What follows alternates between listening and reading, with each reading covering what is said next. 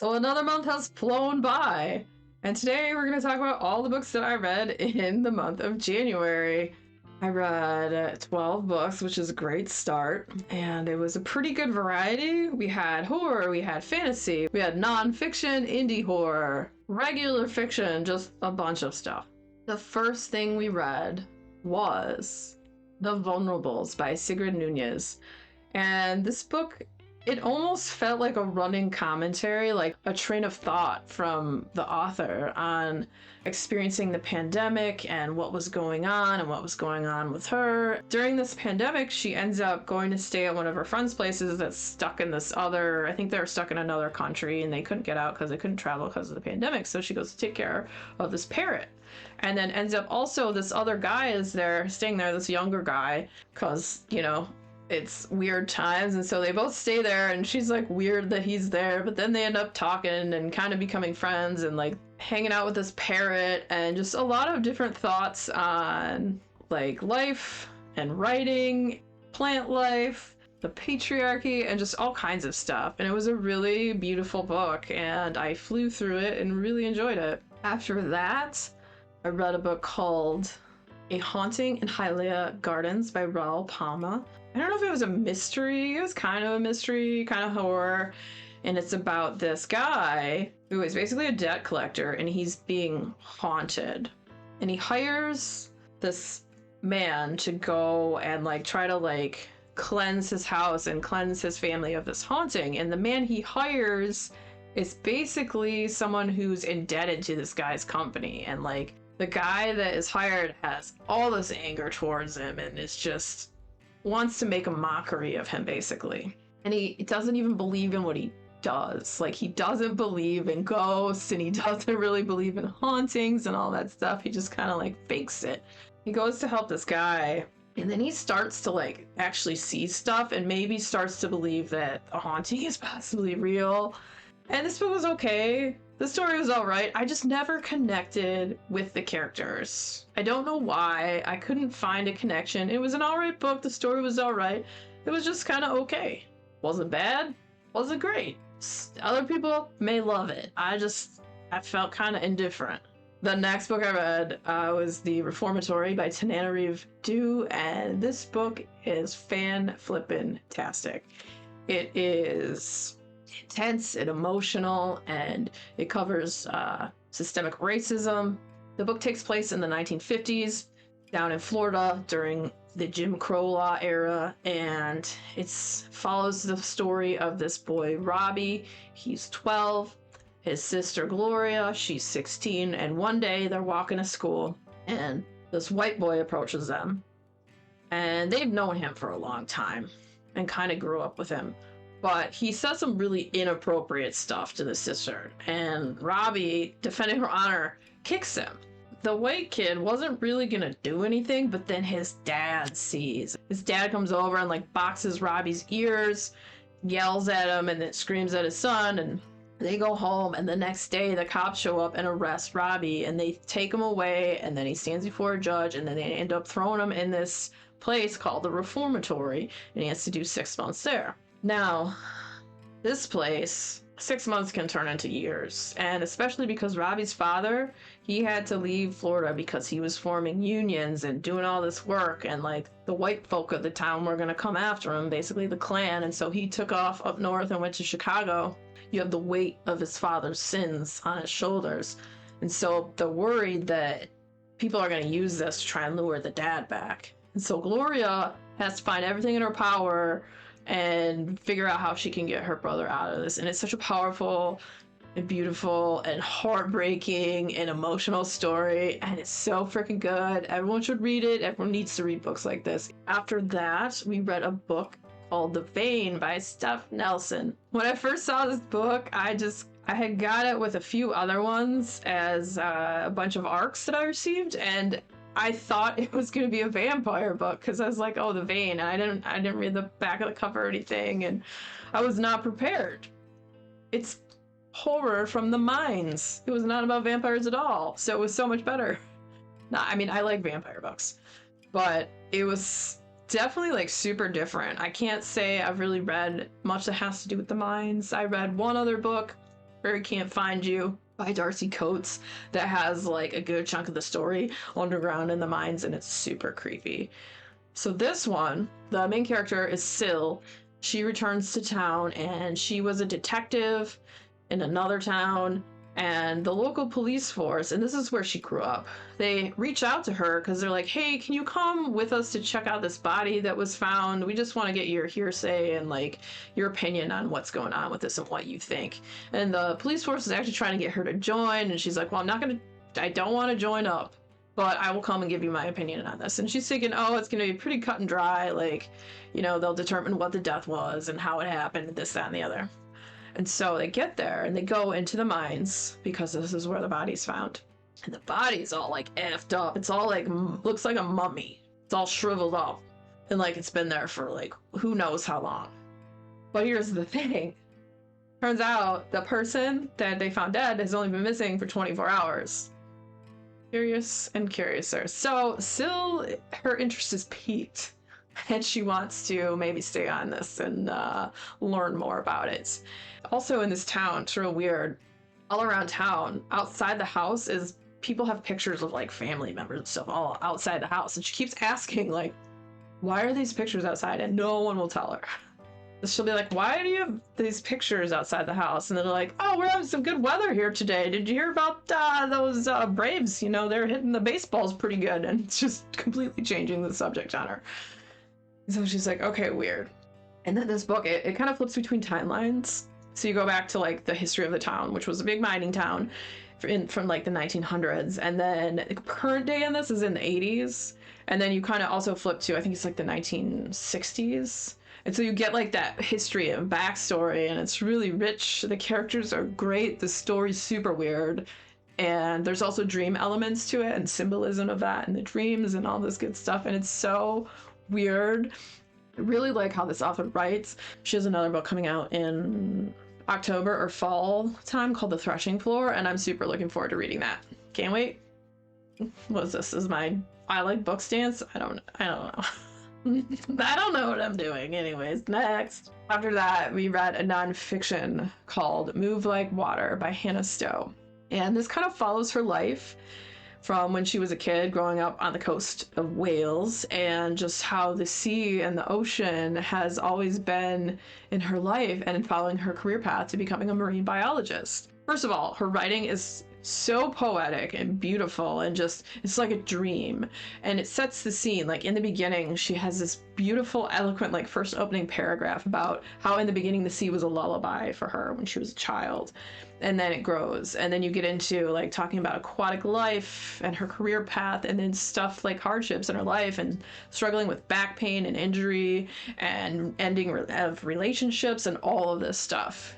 And it was such a great read. I loved it. And I love, as I've said, I love stuff that has to do with the ocean and water and all of that. So super fantastic nonfiction. If you have any interest in the ocean or marine biology or creatures of the water, there's also like the birds of the air that are around the ocean as well, like albatross and their breeding grounds and where they come from and their migration patterns and stuff like that. It's just really fascinating.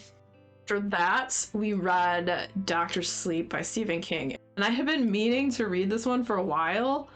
I don't even know why I didn't. Because we have so many books to read, right? Booktube, it's so easy to get distracted with a million different books. Sometimes I have a hard time, like, okay, have all the books around, and it's like, what are we going to read next? And so I finally made time for this one and squeezed it in. And I wish I would have read it sooner. I loved it so much.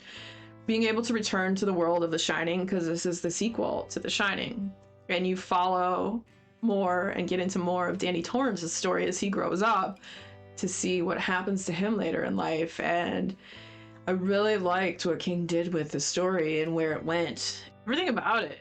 It follows Danny, and in the beginning of the book, you have him and Wendy. They're in this little apartment. You know, after all the chaos that happened at the Overlook Hotel went down, and they've now moved to this apartment. And one day Danny goes in to go use the bathroom, and he sees a woman from room 217. So he shuts the door, and then he goes and he tells his mom, do not go in the bathroom. Okay. So then she calls Dick Halloran, and Dick Halloran was in the first book, and he basically came back and saved them at the end of The Shining from all the crap that was going down.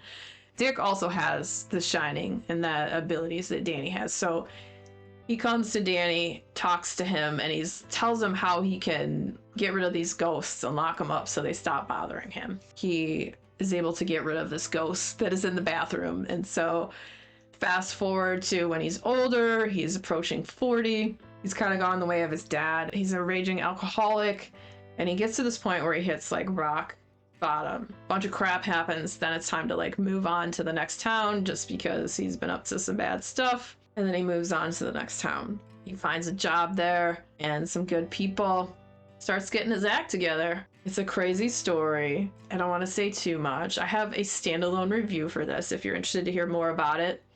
I will link that down below in the darkness. Next up, we read the book In the Valley of Headless Men by L.P. Hernandez. And this book is super weird and I loved it. It's so good. It comes out February 14th. It follows the story of these two brothers, they're stepbrothers. Their mom has just passed away, and the one brother, Joseph, his dad was kind of like, he was someone who just never showed up for his son and was always making excuses as to why he wasn't there and this, that, and the other. And then the other brother, Oscar, his father was a violent SOB who beat him and was just truly terrible. They're both at the mom's house and they're going through their mother's stuff, and kind of what they're going to do is like clean out the place and then sell the house and all of that. And Oscar finds a bunch of letters from Joseph's dad. And he's like, hey, you probably want these, don't you? And Joseph's like, what the F? Like, did my mom hide these from me? All these letters from my dad? And so he takes them and he's not sure if he's going to read them because he doesn't want to, you know, think bad of his mom later in life or just whatever these will say. But then he decides he's gonna read them. So he reads through them, and most of them is just like selfishness of his dad, like making up all these excuses of why he couldn't come and all this. But then he gets to this last letter. And the letter describes this national park. It's up in northern Canada. His dad says he's going there to find himself. And he's like, son, if you ever feel the need to find yourself, maybe you should go there too. And so he's very curious about that last letter.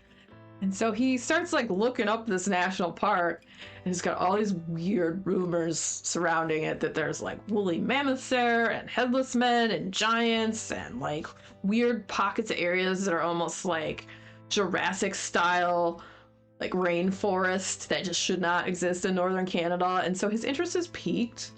He doesn't really plan to go there, but then like him and his brother meet up again at the mom's house, and he tells his brother about this, and his brother's like, well, are we gonna go or what? Let's have some family time. So they end up going to this really weird place. Stuff happens, it's very emotional, it's very liminal, and it's such a good, weird, wild story. I cannot recommend this enough. I freaking loved it. It's so good. I don't want to say it's such a me story. It's just so freaking weird and out there. It's something that I love stories like that. I love when they're liminal. I love when they're emotional. I love when they're like internal and mental. And it's like, is what you're really seeing just in your head? Or is it really outside of like, are you projecting this? Are you like part of what's making this happen? It's not super scary horror either. Like it's more like psychological, and it's great. After that, I read Days at the Moraki Bookshop by Satoshi Yagasawa. This book is about this girl, and her boyfriend ends up breaking up with her and is like, oh yeah, I'm getting married to this other woman. And she's like, what the F? Never expected there was another woman. Turns out she was kind of the other woman, although she didn't know it. She ends up quitting her job because she worked with this guy. She also worked with the woman too. So that's pretty effed up that he was able to hide it from her from when they all work together. She kind of spirals, isn't really sure what she's gonna do.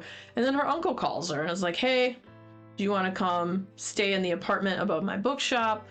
You can stay there for free, you know, since you don't have a job right now, don't have to worry about anything. I just need you to help out occasionally at the bookshop. And she's like, all right, because what else can she really do at this point? It's gonna save her a lot of money and she's not gonna just burn through all her savings. So she goes there, and slowly but surely she finds the joy of books. She meets people at the local coffee shop. She starts to mend her broken heart. her uncle really helps her in this really hard time that she's going through. You know, once she's doing better and has moved on and like eventually like starts moving forward again, like the uncle spirals and crap happens and she ends up being there for him. And it's just a nice little heartfelt story. And I love stories that are revolving around books and bookshops. And I thought it was really cute and I like that one quite a bit. After that, I read Evil Eye by Itafaram. And this book is very emotional. Follows this character Yara. She is an Arabic woman. Her family moves over from Palestine to New York when she's younger. Growing up, her grandmother and her mother, they never got an education. They didn't have jobs. They just had a bunch of children, and her father beat the crap out of her and was just really horrible and always blamed her for all the problems. It was always the woman's fault, never took any responsibility towards that. And, you know, she's like, I never want to have that for my life. And so she thinks she's built this great life for herself. She has a good husband, she has a career, she has a job, she's educated, she has 2 lovely daughters who she loves, but she's still very unhappy. And she has like these flashes of anger. She just doesn't know why.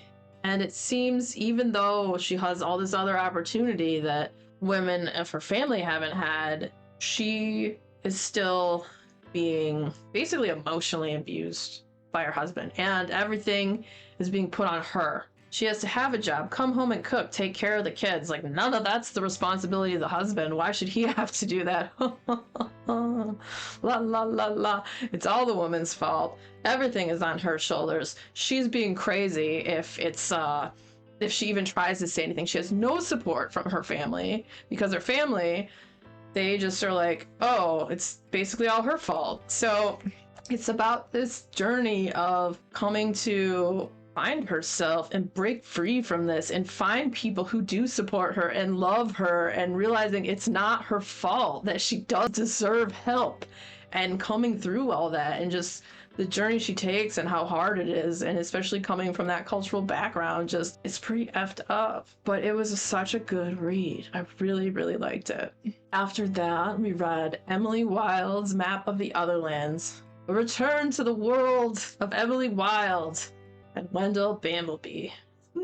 And it's such a magical and funny and just whimsical journey back into this world. It's the second book in the series. There's going to be a third one, and I'm so excited for that. I cannot wait till the third one comes out. I was super excited for this one. It's so exciting getting to read a book that you've been waiting for, and then you finish it and you're like, oh, but then you find out there's another one. So super excited.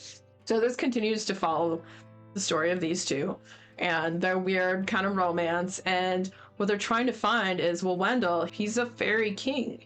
And he's been locked out of his kingdom by his stepmother, who basically took over the throne and displaced him. And they're trying to find a back door in, because if they take a normal door, she'll have him killed. They're having all the entrances like watched and whatnot. So they're trying to find out where this back entrance could possibly be. And then the mother sends in like assassin fairies to try to kill Wendell while they're teaching at college, and all this chaos ensues. And so they're like, well, we better go out on this trip that we have an idea of maybe where this door could be sooner than later. And so they go to the Alps. It's in St. Liesel in Austria. And they set out to find this back door to fairy. And it is wild and lovely, and I like this one even better than the first one.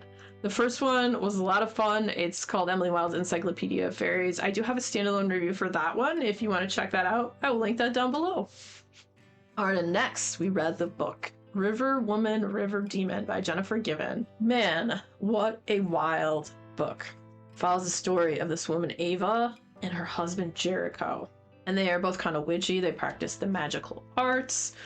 Jericho is a professor at college, but also runs a store called Rag and Bone, and that is basically a magical store that has different magical items and occult stuff and all sorts of artifacts and whatnot. Well, one night Ava is sleeping on the couch and she hears screams. And down by the river behind the house, she finds her husband in the river screaming, and the dead body of this woman, Cecilia, who had worked with her husband. Apparently she for some reason was in the river and he found her face down, supposedly. And so they call the cops, and the cops come. And then they find all this extraneous evidence that points to the fact that maybe her husband murdered this woman. And they've known her for like years and years and years. They arrest him for murder, but then they find out Ava and her background. Mysteriously, when she was like 15, her best friend drowned when she was there, and she was accused originally of the murder. She was never convicted or anything, but they find this a little suspicious, considering now this other woman drowned behind the house that was possibly having an affair with her husband. So it is a crazy thriller, and it's witchy and weird, and it's, oh man, it's like, is Jericho, did he do it? Was it Ava? Is it someone completely like off the radar, or someone who is from the past? Who freaking knows? And it's great. I loved it. Give me weird witchy books and I will probably like it. What have you guys been reading lately? Do you have any favorites this month? Anything that really jumped out at you? Oh, let's think about like, what was my favorite book out of all of these? I think it might be Emily Wilde's Map of the Otherlands. I think that was my favorite. I gotta look at this list real quick. Oh, The Reformatory was really good too. Okay, we have two favorites. The Reformatory by Tananarive Due. That one's so emotional and like heartbreaking and like wrecks you. And then on the lighter and more fun, whimsical side, the Emily Wilde's Map of the Otherworlds, because yeah, I loved both of those. Really great variety of books this month. I look forward to reading more and more and more books. If you are a fan of videos where I talk about multiple things that I'm reading or have read, the next video coming up will be about that, so stick around, check it out. And if you had fun hanging out today, hit that subscribe button, come back, see me again, and we'll talk about more bookish things and weird stuff.